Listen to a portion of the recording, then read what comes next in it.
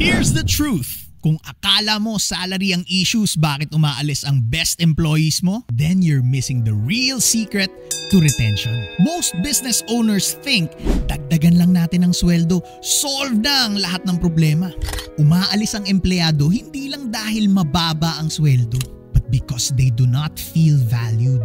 They don't feel trusted, and they do not feel that they are growing. Kung wala kang clear na organizational development at wala ka ring right system, madali kang matrap sa cycle ng hiring and training. Tapos aalis lang ulit sila pag overwhelmed na ang tao.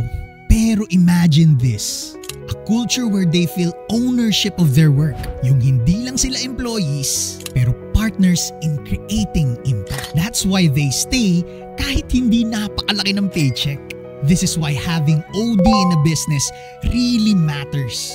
Exponential mindset helps business owners design systems, while OD helps you build a culture that keeps them engaged and aligned to your vision.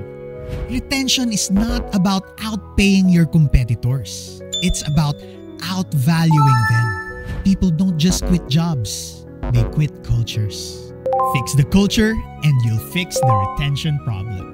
This is Dale of Beyond Business Playbook, reminding you that real growth starts with the right playbook.